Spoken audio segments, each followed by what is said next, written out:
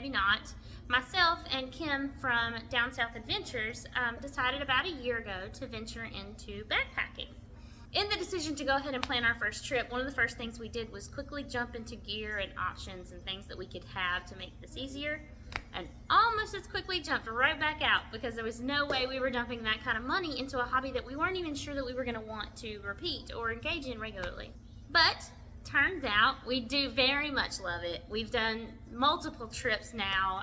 We've started doing more miles. We've extended the days that we're staying. And so we both decided that it was probably well past time for upgrades. So today we went out and we picked out some new stuff. And so I thought I'd go through with you guys what I had been using versus what I went to today. All right, so let's start out with the pack that I've been using since the beginning of this. This is an Ozark Trail. So that's Walmart. 45 liter. It's not like a women's pack. I think it's supposed to be like kind of a universal concept. I'm not really sure if I'm perfectly honest. We bought this in 2016 for an overnight trip that Jesse was going to go do with his friends. And honestly, I just ended up using it when me and Kim started because, well, I already had it and why not? It does have a little bit of a, I wouldn't call it a frame, but it does have a little bit of like this little metal stiff rods down in there to kind of keep it straight. This pack has been great. I can't say that it's failed me in any way. It has the built-in rain fly back here, which was cool. It's attached to the bag. You just pull it out and stretch it over the bag when it's raining. Everything's been great. Nothing has failed, nothing's broken. There's enough adjustment that I seem to be able to make it work for me. Completely loaded out from even our first trip. It was, I think altogether I had like 35 pounds. And this backpack has carried it for 4 trips now without fail. A few things that I would complain about, I guess. There is 0 ventilation in the back. So I would be, but at the end of the day when we get to camp and set up, my whole entire back would be drenched in sweat from just like this being against me all day, just being gross. So it was hot, probably hotter than it needed to be. Because it is either universal or men's pack, it was certainly not built for the curvature that I have as a female. So there were parts of this strap where you strap it here and you strap it here for extra support that maybe weren't in the place that would have been better suited for me. But it does have a built-in spot for the bladder. And I did use a bladder for the first couple trips. One thing I did learn while doing that was they will sweat. Like, we're in the South, okay guys, and it's hot out here always. So the bladder would sweat during the day throughout the trip. There was 0 leaks. I double checked it 100 times. But it would sweat, and so when I would get to camp again, the whole bottom of my pack would be just as if I dipped it in water, and it would also be all over, again, my back and the top of my pants. So it wasn't ideal, but we made it work, and I didn't really have any problems and got through it. So let's talk about some of the gear that I've been utilizing since the start of this, how it has changed and evolved, and what has stuck around and tried and true, right? So one of the things that I've had since the very first trip and continue to use every time is this is a 20-liter dry bag. This one I got from Jesse. He used it when he was in the military. You fold it down, you put one in there, you roll it down, and then you just snap these little bad boys closed. It can be utilized as a flotation device if need be, which feels like overkill, but hey, you never know. I usually put my clothing in this. It's the only dry bag I currently have. I have indeed ordered some more for our next trip because I would like to put maybe my sleeping bag and a few other things that would be inconvenient if they got wet during the day. Maybe in like a river crossing or something of that sort. But up until this point, this is the only dry bag I've had, and I've used it for my clothes. Next is my tent. Again, been using this since the beginning. This is fairly large. It's as long as my arm. That's not saying much, right? I got a little one. Anyway, so it's made by Lux Tempo. I bought this the same year that I bought the pack that I've been using because it was again for Jesse on one of his cold weather trips with his friends. So it is a 4-season tent. I absolutely adore this tent. It's a little big when it comes to backpacking, and that's fine. You know, like, it's up to you what you're willing to carry and the weight that you want to manage, and you kind of cut weight in other areas and have it, and you choose, right? I do want to replace this, and I will in the future, but for now it's doing the job. I love it. I have plenty of space. I like that I can keep my stuff inside the tent with me. It is a 2-person tent, so it's plenty of room at nighttime. So until it fails or I decide that it's just far too much weight in my pack, I'm gonna probably continue to carry this. Alright, next is my current sleeping setup. This is just a really basic sleeping bag. I ordered this off of Amazon. You guys know us. We are very much a budget-friendly channel. This, I've had, let's see, it's a limit of 50 degrees, comfort of 60, and it's an adult, and it weighs 1.65 pounds. I'm kind of a hot-natured. I prefer to be a little on the cooler side. I would rather have layers and a thinner bag than I would to have a thick bag and get hot at nighttime. So it works for me. I know that Kim gets pretty cold, so she has to shop for slightly different gear when it comes to her sleeping setup, just to keep her comfort. So it's really up to you. But if this is super budget friendly, really not bad as far as size and weight, and gets the job done. I've had it since the start, and I have no intention of replacing it. To go along with that, not quite as lucky with this one, is my sleeping pad. I've gone through 2, and I'm not crazy about this one, so we're probably gonna go with a 3rd. This is just the really basic. I buy this one and the first one, which I no longer have. It got a hole in it, so I can't show it to you guys. But I buy them from Amazon. Again, it's very budget friendly. I don't spend a lot of money, so I'm not really upset that it's failing me. So don't blast me. I know you get what you pay for, and that's perfectly fine. I'm trying to decide what exactly I want out of my sleeping pad before I go buy one of those $170 ones. So, for now, this is okay. Very small, very thin, very light. Something else we've had since the very beginning is my Sawyer water filtration system. This is pretty straightforward. We try to pick hikes that have at least 2 water sources throughout the course of the time period that we're there, so that we can refill our water supply. So we started out, like I said earlier, I started out carrying a bladder and 1 smart water bottle. Due to the sweating, I have now since stopped carrying the bladder and started carrying an additional smart water bottle. Obviously, you plan the amount of water that you require for the duration of your trip, and also how many water sources. We always pre-game our trips. We pull them up on the maps, and we go over them back and forth, and we decide how many water sources, so you kind of know going in, and you just plan accordingly. I like the smart water bottles. It's cool because you can actually just screw this directly onto it, and then you can just drink out of it that way if you wanted to. It's not something I've done, but it is possible. I've had this since the beginning, and I can have it for probably another year before I need to worry about replacing it. I think it does up to like 10,000 gallons of water or something crazy. All right, so as far as cooking, what I've had since the beginning, and I have no intention of changing, well, low-key, I really want one of those fire maple setups, but like, I don't need it, so I probably won't. So all I've been using since the start is I went and got some of these. They're the smaller, just obviously for weight. I wanted the smaller propane canisters. I've used this same exact one since the beginning. It is probably just under half at this point. But these things will last for a really long time because you're not doing a whole lot. Well, depending on your food options. I'm just boiling water once a day at nighttime. And, well, I guess twice because I'm having coffee. So I'm boiling a little water in the morning, and I'm boiling a little water in the evening. And that's it. That's all that I use it for. So it will last me for a while. And to go along with that is this little stove. We bought this from Amazon when we started overlanding. I don't know how much it was. I want to say it's less than $12. It's great. I love it. I use it for overlanding in the mornings when I want to make coffee and don't want to use the whole stove. I use it for all of my backpacking trips. It's phenomenal. Super cheap, super affordable.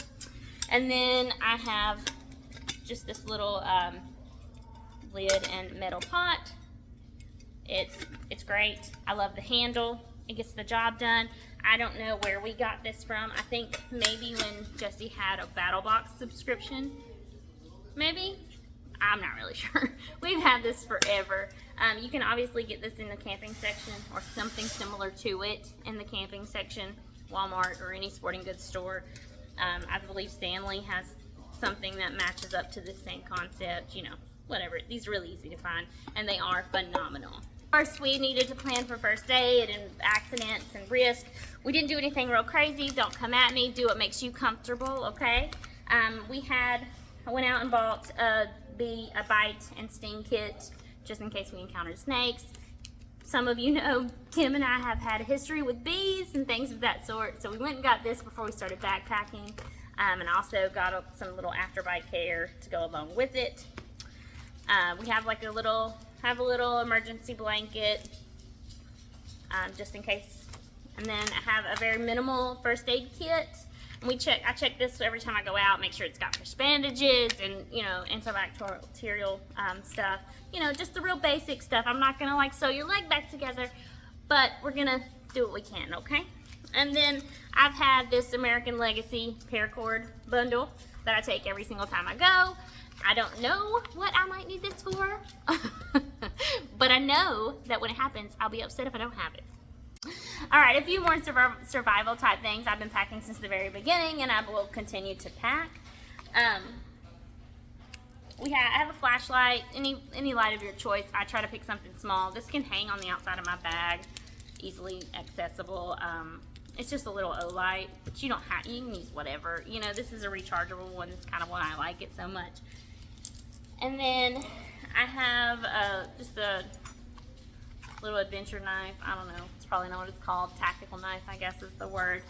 I've had this for years. I think I asked for it for Christmas one year, and Jesse got it for me. It's got a little seatbelt cutter. I actually keep this in the Jeep at all times, and I just take it out, stick it in my pack when we're going to go on our trips. But seatbelt cutter. It used to have a little flint and steel, but listen, funny story, okay? So on our first trip, I asked Kim if she was going to bring a fire source, something we could light. That way if we were going to have a fire. And because I didn't have a lighter at the time. And her answer was she had some flint and steel and some wax string. So I said, okay, cool. I'm going to get a lighter on the way. So flint and steel's not really my cup of tea, so that's gone, but I don't care. And it's solid. I like it because it's thick here, so I can use it to cut like kindling and stuff, you know, like, so it's just a nice little hardy tactical knife. It's a good thing to have with you out there. And of course the infamous lighter, that's always with me. I do try to keep some chapstick. That's 100% of your choice. We also take, both of us usually take some sort of hydration packet. Like I prefer the body armor flash IV packets. There's the drips. There's all kinds of packets you can add to your water. It's 100% up to your needs and your preference and your choices. It's just a good thing to have because this can help minimize how much water you need to consume, right? Like electrolytes and all that jazz. Keep you hydrated so you feel good. We all know how that works. I also keep a headlamp. So at night at camp, if I'm going, you know, like maybe after dinner I need to go rinse my pot or whatever, at the river, if we're camping near a river, it's nice to have this so I can have my hands free and walk around and see. Another source of light that I like to keep, and I've been carrying this since the beginning, is my little lantern. I actually bought this at one of the expos, one of the Overland expos. I can't remember the little booth that got it. I actually got two of them, and I adore them. They're fantastic. Moto Camp something. But they're fun. They have settings and all that jazz, you know, the usual. They're not super heavy. They're pretty, I like it because I can hang it in the tent when I'm getting dressed or whatever. My hands are free, and it's soft enough light that you're not like blinded. And then because the first couple times we camped, I ain't gonna lie, and I don't care what y'all say, it's scary out there in the woods at dark when you're by yourself, okay? So when I turn this off, it glows for only God knows how long, because I fall asleep and I'm happy. It gives me a little peace of mind. I like it, so shut up. We'll talk about footwear because we are doing a lot of hiking in this scenario, so footwear kind of matters. These are some Columbia waterproof hiking boots. I bought these a couple years ago. I absolutely love these boots. I'm not gonna act like I don't. I love them. They're very comfortable. They've done really well by me. Nothing wrong with them. I'm not getting rid of them. But what I will tell you is because they are waterproof, don't come at me. I know you're not supposed to wear those hiking. Okay, I like to learn the hard way. And, well, I did. On our last trip, we had about a gazillion water crossings. I felt like we were walking through the water more than we were walking on land, which was great because it was hot, but it wasn't so wonderful for my feet. You can only take your shoes on and off so many times before you, like, just screw it. And because they are waterproof boots, they become buckets. Won't let water in, but it also won't let water out. So if you get water over your ankle, it gets in your boot. Now your foot is wet for, I don't know, the duration of your life. So I made the decision on our last trip to go ahead and replace my shoes. Not because they were failing me, but because that waterproof feature was just not ideal. So that's pretty much the gist of what I've started with and what about food? Where's food? All right, so from the start, my food go-to options have been like this packaged meat. You can find all sorts of like burger. This particular one is seasoned shredded pork. They have lots of different options. This was really easy go-to. Just rip it open. You can eat it out of a package. Or I would also pack something like this, little instant potatoes. Remember I mentioned boiling water. So I can boil the water, put it in here, and then add my meat to this and just have like meat and potatoes, and the hot water warms up both.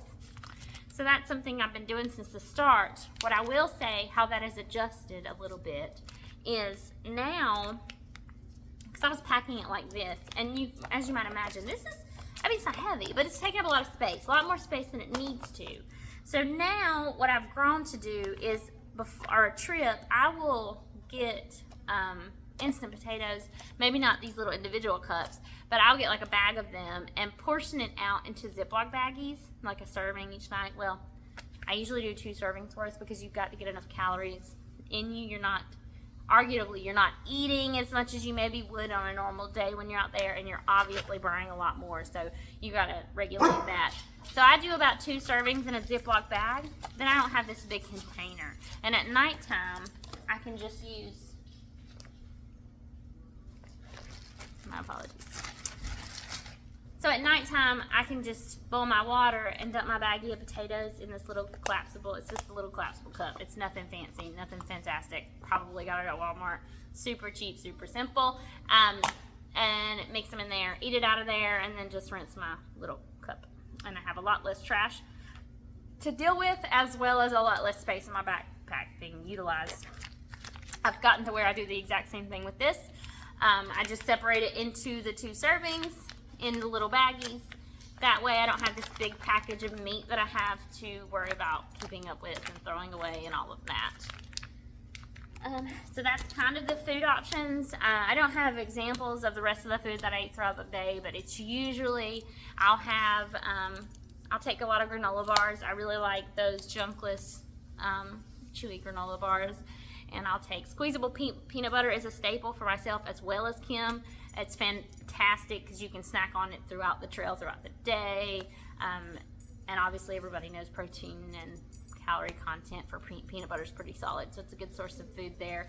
And then we also do, sometimes we'll take, depending on the weather and the duration of our trip, you can take cheese sticks, you can take beef sticks, you know, just like whatever you like, whatever you normally would eat on the go. So that's the gist of my gear from the start and the things that I've utilized. And now let's talk about how that's grown and what I've generally been started replacing it with, right? All right, so I told you I used Ziploc baggies and little sandwich baggies and stuff. I've used that to transport like I'll put all of this stuff in one big freezer bag, and that way it's all in one central location, because these are all kind of like the emergency type things I would probably need all at once. And then of course I told you my food, and then I've double bagged that fruit from the very start. So each food would go in one bag, and that bag would go in another bag, and that bag would go in another Ziploc bag, because, you know, bears and all that jazz. So one of the things that have changed about that now is I bought the reusable bags just the really reusable Ziploc bags. I like them because they're thick, so that helps with that double bagging thing, because I don't want, you know, it kind of minimizes on smells and stuff with the animals. I usually use, I'll bring all my food in one. I will bring 2 that are not being used as well. This is because I like to put my trash in one, because your trash still does smell like food, so it's nice to have a little bit of a barrier. And then like toilet paper, trash, whatever will go in one, and then the other one will be for clothing. Like maybe you get your socks wet or something, you don't want that being soggy and gross in your backpack, so I will put that in there. I just like to have 2 extras for, you know, oh crap kind of moments. So reusable Ziploc bags have been a positive change for me in my loadout.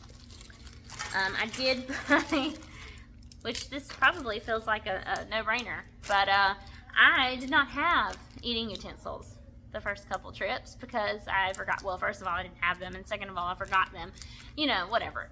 So these I actually picked up at Walmart. I had gone out there to get them, and I went to the camping section, and of course they had some.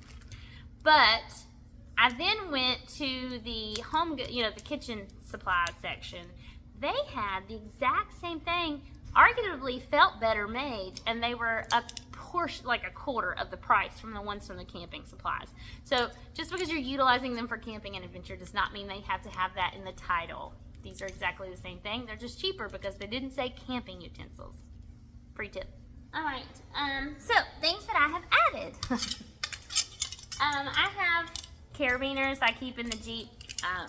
I have added a few of those to my loadout. It's just nice to have something to help you hang things off your pack, because there's inevitably going to be something. Pair of socks, you know, like, I don't know, your headlamp, whatever you want. They're just nice and a simple, cheap thing. You can buy them in bulk at Amazon.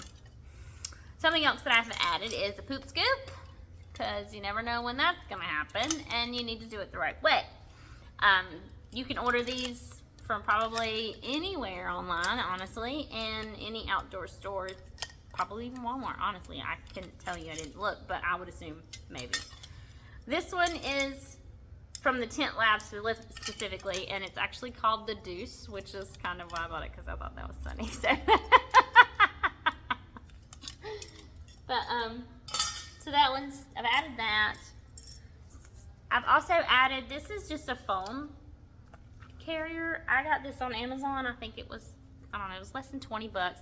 You hook it around the strap of your backpack, and what makes it cool is it hugs your phone, and you can slip it in and out pretty simply by just turning sideways and sliding up.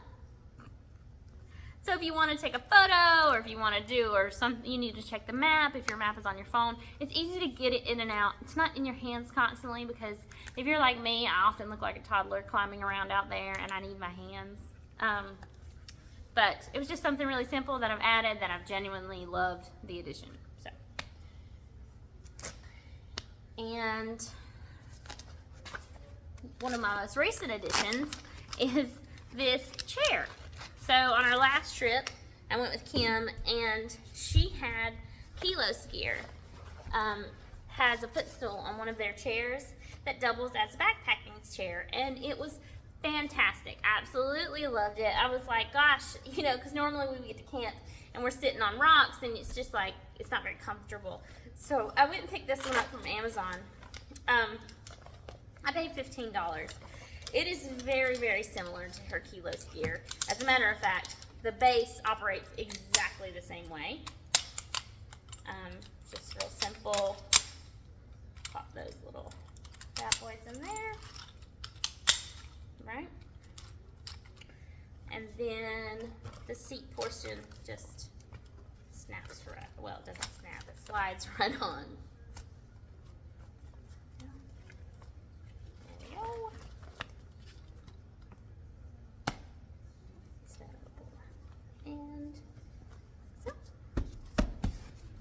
And just like that, we're no longer sitting on the ground. All right, so let's talk about the real upgrade of the day. The main reason we went shopping today was to replace our packs. It was just time, right? So again, just to kind of remind you what I have been using from the start, this is my Ozark 45 liter probably a unisex. If not, it was definitely a male version of a pack. No ventilation, so it lays directly on your back. Not much of a frame, just those two rods in there to kind of keep it stiff. But other than that, it did have a rain cover. No, it didn't fail me. It did the job. Could it possibly have been better? Well, I think so. Because today, I picked up this bad boy. So we tried on tons of different packs at REI, and lots of different styles. We tried on different brands, trying to you gotta find what fits you and what's gonna suit your needs and what's comfortable, because we all have different frames and we all have different makeup, and what fits me might not fit you, and vice versa. One thing that REI is great. Their staff is phenomenal. They're all super nice and very helpful. They helped measure us both individually and tell us exactly what size we needed to be looking for. And then they stayed there with us while we tried on hundreds of different ones like little children, okay? Like, it was a lot, okay? But they did a great job. And what I came away with was an Osprey. This one is, of course, much larger than my previous pack because it was 45. But realistically, it was time to go up. I've maxed that thing out. I've been pounding. It was like bursting at the seams for that long trip we did recently. So a larger pack will allow me to accommodate for longer trips. I'm excited about that. It does still have the rain cover, which was very important for me. I know Kim's previous pack had a rain cover, but it was not attached to the pack. I wanted mine to remain attached, so it's just like I pull it out, stretch it over, take it off, stuff it back in its little pocket, because it was very convenient. This does indeed have that. Listen, I'm perfectly honest with y'all, okay? I fought so hard spending that kind of money on a pack. I felt like it was silly. I don't know if any of you know anything about Osprey packs, but they go from anywhere to $300 and up for just backpacks. At least that's how I felt about it until today. But then I put one of these bad boys on, and I had a holy crap moment where I was like, this makes perfect. I understand. This $300 bag is worth it. You got any $400 bags? Let's see how that one fits. No, so it was a super big difference, super big change. They are expensive, but arguably I believe they may actually be worth it, unlike a lot of things that we know in our world, right? One of the really cool things about this that I'm excited about is this is a big piece of mesh. There's probably at least 2 inches between this mesh and the back of the bag. So I'll get plenty of airflow back here, so no longer getting to camp with a soaking wet, sweaty shirt. These things are adjustable in every possible section, so you can completely build it out to fit you exactly as you need it. Something else that I thought was really cool is these are like resistant hinged kind of side straps. So you kind of have to work to get in it, which I guess is something that we had seen. Jesse looks up and researches everything no matter what, and he was researching this particular bag as I was trying it on. And one of the things that he had seen people kind of say that it was harder to get on because of these hinged straps. Ironically, it's something I love about it because it feels like it just kind of grabs onto my hips, and it just feels supportive, and I enjoy that. It also has this cool little bungee here and a bungee here. That's to slide your trekking poles in, which is another thing that I haven't had previously that I think is incredible, because before I was finding real crazy ways to stick them in my strap so that I didn't have to hold them if I wasn't using them. So I'm excited about that. And it does have an actual frame in it, and the frame is adjustable. So literally I can make this frame taller or smaller to a certain degree, which is cool. It has the fancy little pouches on the side for the side strap where I can put my little go-to snacks. Kim's had that since the start, and I was real jealous. So now I got my own. I'm very excited. The only thing I think that I'm losing with this pack, but I'm gaining so many other things, is previously I've been carrying my choice of self-defense on my waist strap in a holster because it would hook in the strap like this and stay tight. But now, because of these side pouches, that's not really an option. So I'm gonna have to come up with another way of carrying that choice of self-defense. But other than that, I'm very excited to find out how this pack works. Kim and I are gonna go out on a day hike tomorrow, and we're gonna load it up like a bunch of wackadoos, just so we can really test it out, because you don't want to, you know, be in the middle of a 19-mile hike over the course of 3 days and discover that you hate your new shoes and you hate your new pack and everything sucks. So, so we're gonna try out our new stuff tomorrow. I think like a 6 to 7 mile hike and hang out in the river for a little while. So maybe you guys will see some of that. I don't know. But that's kind of the gist. I guess it feels like this was a really talky video. But hey, if you stuck around, I appreciate it and thank you. I hope you guys have a great rest of your weekend. And until next time, get out and explore.